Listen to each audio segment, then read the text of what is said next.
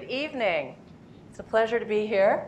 We're here to talk about leveraging LinkedIn for our career.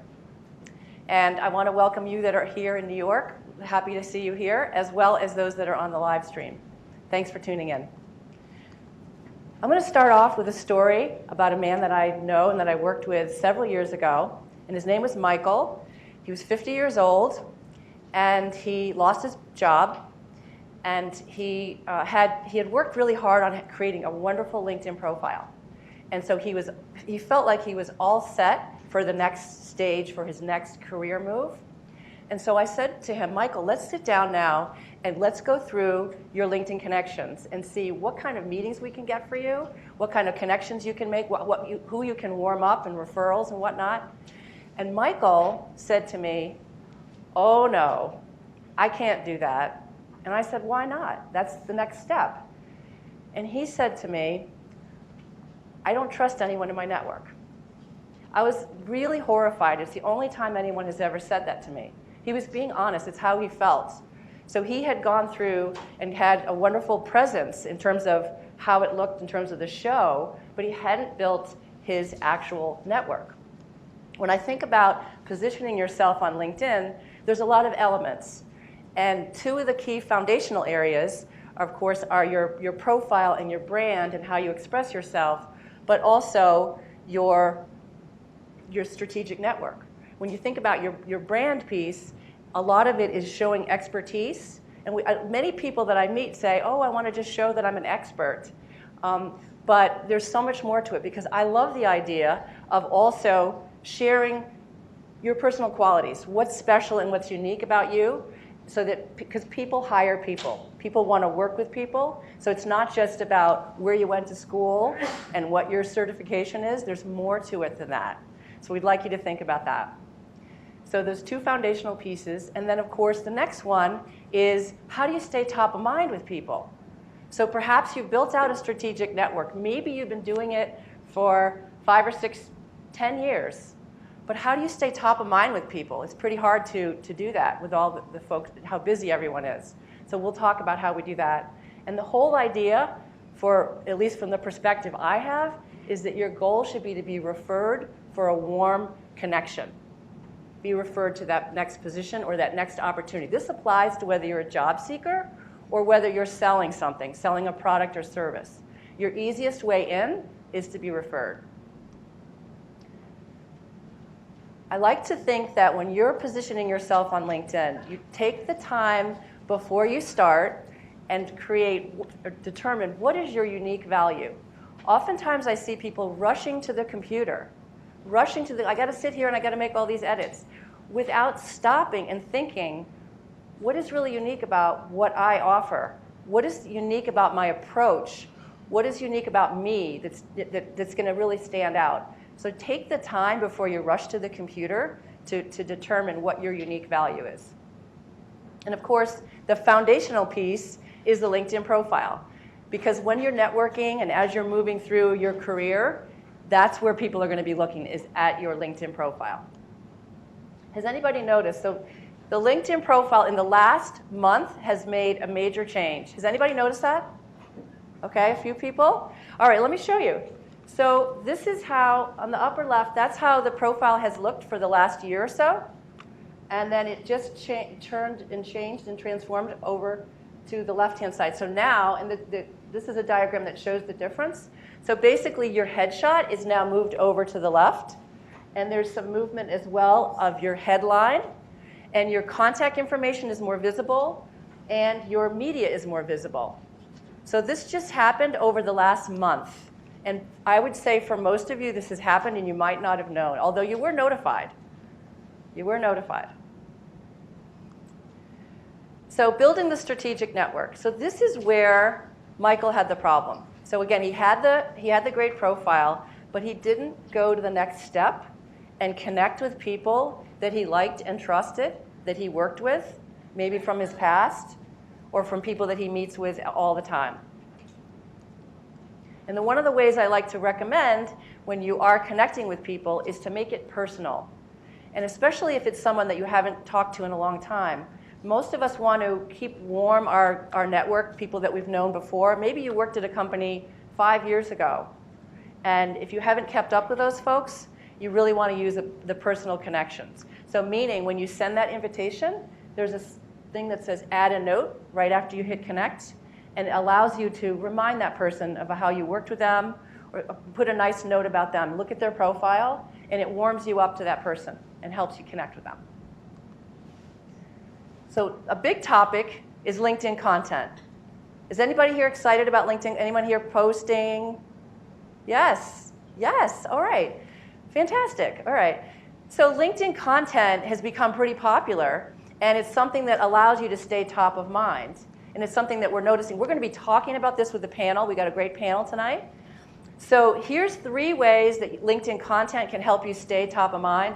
The first one is you can actually put a post in the home feed, right? And so by doing that, you're actually putting your text here, and you might add an image. You can add a hashtag or several hashtags. You can tag people. So this is considered a post or a status update. And that's something that you do more on a time, it's more timely pieces. If you have content that is more evergreen, meaning it's something that you want to keep alive for a long time, you might want to consider publishing a blog article, publishing. So this, where it says write an article, is where you would do this. And think about this as really a comprehensive article. It should be something that is over 700, 800 words, very complete article, or even longer, with images, very educational probably would be nice. It really should be reflective of your brand, and this will stay on your profile. And if you see different people have lots of, anyone here, I know that a lot of you are posting, anyone doing articles? Are you doing articles? Yes. So you'll have lots of those articles on your, right on your profile, which is great. And then the third thing is video. And let me ask this question. Has anyone noticed that, because video just came out last August, who's noticed video? Yes, you noticed it? Okay. So one thing I'll tell you about video, it might confuse you, is you might see that video and you might say, what do I do with it? You have to press on the bottom right-hand corner to get the sound to turn on. You might see people moving around. You might be wondering, how do I hear that? So you might want to take a listen, but it's becoming very, very popular to use video. And the native video, you can use up to 10 minutes for that. So those are just 3 ways to stay top of mind. And that's when it's in terms of creating content. But there are other ways to stay top of mind. You don't have to be the creator. You can like content, meaning your friend posts an article about finance or about something in your industry that's really relevant. You could like it or comment on that article, and that will show up in your feed. You will appear as if you're sharing that piece. And it's totally fine to do that. That's something that's expected to do, and it reflects well on you. And your friend, by the way, will be very happy that you liked or shared or commented on his or her article or post. But I like to think, so you don't have to be the creator, because not everyone has time to create content. So you can share content and like it, but there's so many other things you can do on LinkedIn to stay top of mind. You can connect with someone, right? You can mention them. What my favorite is introduce someone.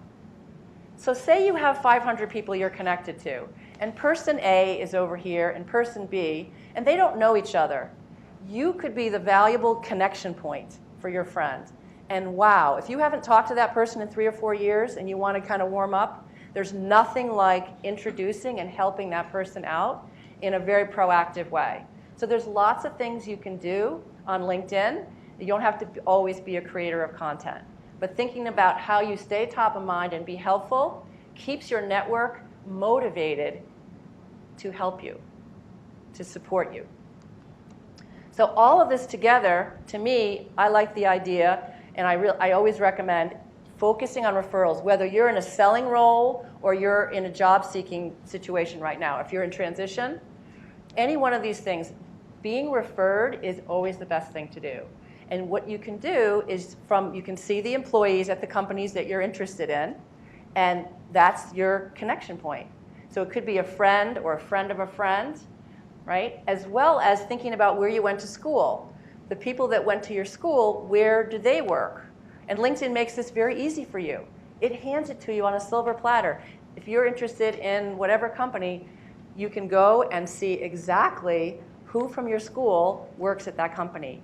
And then it's a matter of calling that person up or maybe messaging them and saying, I'd like to get your insights. You don't have to ask for the job or ask for the sale, but the idea of, could I get some insights? If it's his fellow alumni, they're very likely to be very helpful to you. In fact, employee referrals is the #1 way that companies hire. They do studies on this every year. It's been true for the last few years. That's why companies will pay their employees to refer candidates. So getting in with those employees and using LinkedIn, so first of all, having that great profile, and then connecting with those people, and then taking that, what's online, and turning it into an offline conversation, whether it's phone, whether it's over coffee, because you know the best things happen, not online, but they happen offline. So using LinkedIn to get that offline connection, that offline meeting, is exactly where you want to go. So here's an example. So on LinkedIn, this is from my profile. So I can see that I know 14 people that work at IBM, and I have 6 people at Microsoft and Dell, et cetera. And I can click right there, and I can see who those people are. So if I'm interested in working at Microsoft or selling to Microsoft, I'm going to click right on those connections, and I'll study those people and say, which one of those people are my closest, warmest connection that maybe I could ask for some insights. And you can do the same thing. By the way, this is on the Jobs tab. In LinkedIn, there's a tab that says Jobs, but just go down to the bottom. So you'll see on the top, there's some various things featured. They've got some analytics for you. There's a little dashboard, but keep going down and you will see this.